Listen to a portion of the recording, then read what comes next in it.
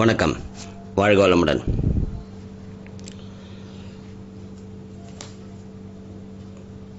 ஒரு பழைய மெமரி. நான் அலகாபாத்ங்கிற ஊரில் இப்போ பிரயாக்னு பேர் மாற்றிட்டாங்க. அந்த ஊரில் ஒர்க் பண்ணும்போது ஒரு எங்கள் ஆஃபீஸ் வாட்ச்மேன் ஒருத்தரோட மனைவி.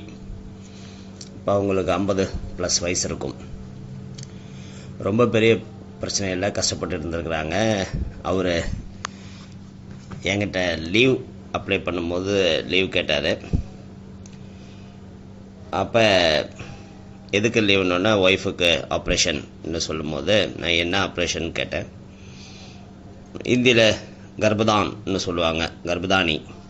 என்ன யூட்ரஸ் அதில் பிரச்சனைன்னு சொல்லிட்டு, அப்புறம் நான் என்ன பிரச்சனை, வீட்டுக்கு கூப்பிட்டு கொஞ்சம் பேசி பார்க்கலாம்னு சொன்னேன். வீட்டுக்கு வந்தாங்க. என்ன பிரச்சனைன்னு சொன்னால், அந்த பெண்மணி பக்கத்தில் இருக்கிற கிராமத்தில் விவசாயம் பண்ணுறவங்க. அவங்க நிலத்தில் கீழே உட்காந்து நிலத்தில் களை பறிக்க முடியல சார் என்னால். அப்படி கீழே உட்காரும் போது ரொம்ப அன்கம்ஃபர்டபுளாக ஃபீல் பண்ணுறேன்னு சொல்லி அவங்க இந்தியில் சொன்ன விஷயம் என்னென்னா, யூட்ரஸ் வெளியே தள்ளிக்கிட்டு வருது, பிதுக்கிட்டு வருது வெஜினால். ஸோ இந்த பிரச்சனை சார், இதனால் ரொம்ப கஷ்டமாக இருக்குது, அதனால் ஆப்ரேஷன் பண்ணிடலாம்னு சொல்லிட்டு அதை தான் இப்போ எப்படி சரி பண்ணிக்கலாம்ங்கிறத கொஞ்சம் பேச போகிறோம். யூட்ரைன் ப்ரொலாப்ஸ் இல்லைன்னா ப்ரொலாப்ஸ் யூட்ரைன் என்று சொல்லலாம். இதை கருப்பை பிதுக்கம்.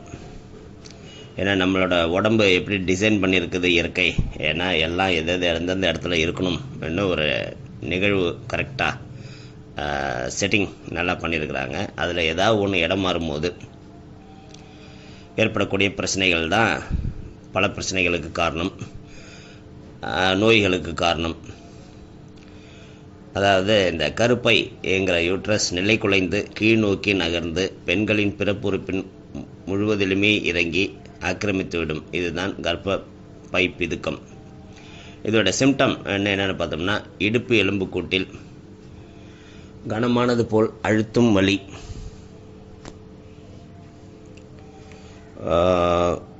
மலச்சிக்கல்,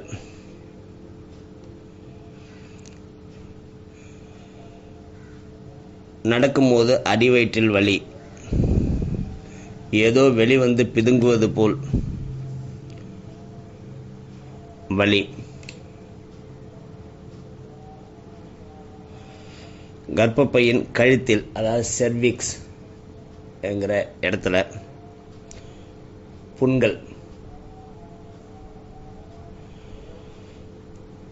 சில நேரத்தில் அதிலிருந்து ரத்தம் வர்றது, சிறுநீர் கழிப்பதை அடக்க முடியாமல் போவது,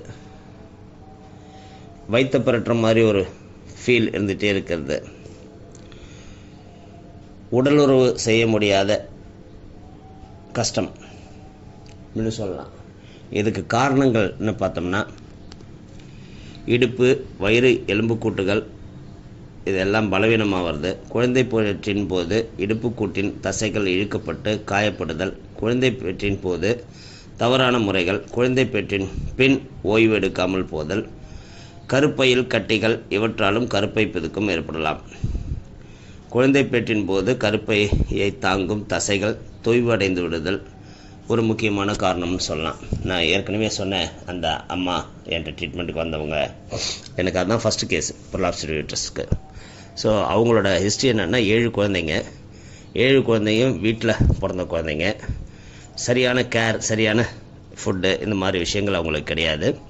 ப்ளஸ் குழந்தை பிறந்தோடனே அன்றைக்கே வேலை செய்வாங்க, நம்ம ஊர் மாதிரிலாம் கிடையாது. ஸோ உடனடியாக வேலையை இயக்கி போயிடுவாங்க. அந்த மாதிரி தொடர் உடல் உழைப்புங்கிறது தான் இதுக்கு காரணம்னு நான் கண்டுபிடிச்சேன் அப்போ. சரி, இதை தவிர வேறு என்ன பிரச்சனைகள்லாம் வரும்னா, அடிவயிற்றில் அதிக அழுத்தம், பொதுவாக குண்டானவர்களுக்கு அதிக உடல் பருமனால் இது ஏற்படுது. வயிற்றில் வாயு நிறைந்திருத்தல், அதாவது கேஸ் ஃபுல்லாக இருக்கிறது, இதனால் கர்ப்பப்பை கீழ் நோக்கி தள்ளப்படுதல், மலச்சிக்கலினால் பெருங்குடல் பகுதி நிறைந்து கருப்பை முன்னோக்கி தள்ளும் நாட்பட்ட மலச்சிக்கலும் இதுக்கு ஒரு காரணம். அடிக்கடி குழந்தை பெற்றுக்கிறது, இறுக்கமான உடைகளை அணிவது, மாதவிடாய் நின்ற பின் ஏற்படும் ஈஸ்ட்ரோஜன் குறைபாடு என்ன சொல்லி பல விஷயங்கள் இந்த பிரச்சனைக்கு காரணமாக சொல்லலாம்.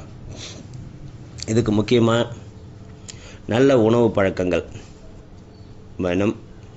பழங்கள் மிகுந்த அல்லது 5 நாட்களுக்கு வெறும் பழ ஆகாரம் கொடுக்க வேண்டும். தினமும் எனிமா கொடுத்தனாலும் மலச்சிக்கலை உடனடியாக சரி பண்ணணும். நன்கு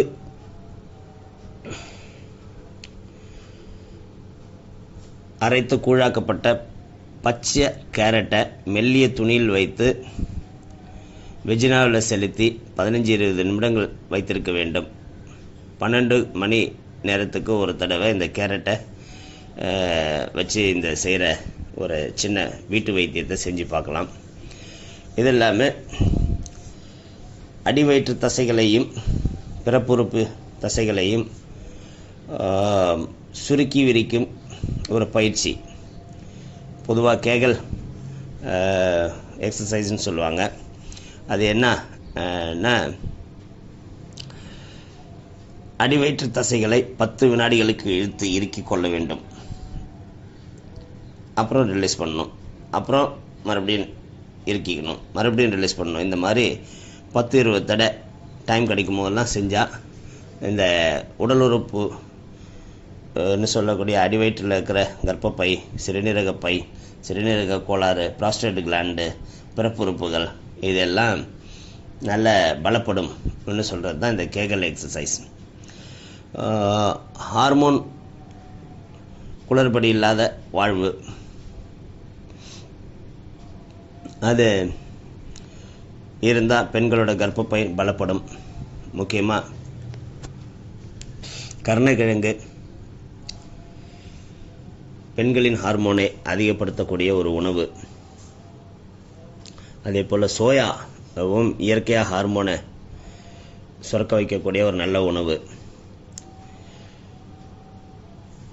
இந்த மாதிரியான உணவுகள் குறிப்பாக சோம்பு, ஆப்பிள், பார்லி, பீட்ரூட், கேரட், வெள்ளரிக்காய், மில்க் ப்ராடக்ட், பேரிச்சம்பழம், முட்டை, ஓமம், பூண்டு, ஆலிவ் எண்ணெய், பப்பாளி, பட்டாணி, மாதுளம், கோதுமை, உருளைக்கிழங்கு, பரங்கிக்காய், அரிசி, தக்காளி போன்றவை ஈஸ்ட்ரோஜன் நல்லா சுரக்க வைக்கக்கூடிய ஒரு உணவுகள்னு சொல்லலாம்.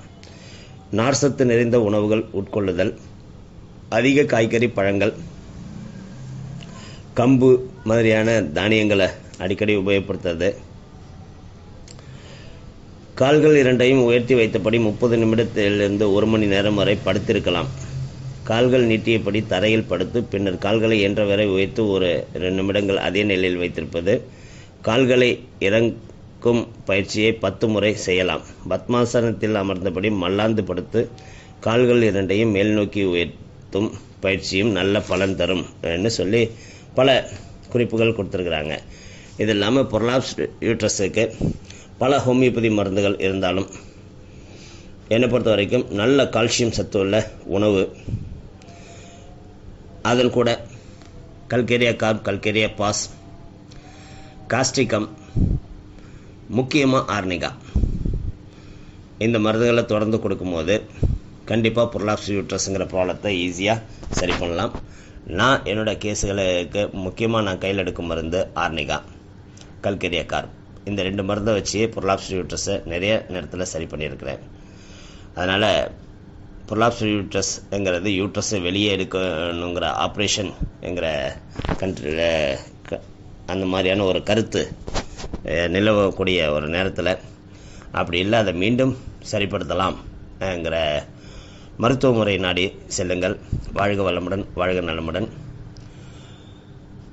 இந்த பதிவு மற்றவர்களுக்கும், குறிப்பாக பெண்களுக்கு, குறிப்பாக மிடில் ஏஜ் தாண்டின பெண்களுக்கு மிக உபயோகமான பதிவு. அதனால் அவங்களுக்கு இதை ஃபார்வர்ட் பண்ணுங்கள், ஷேர் பண்ணுங்கள், உங்களோட கமெண்ட்டை பதிவு பண்ணுங்கள்.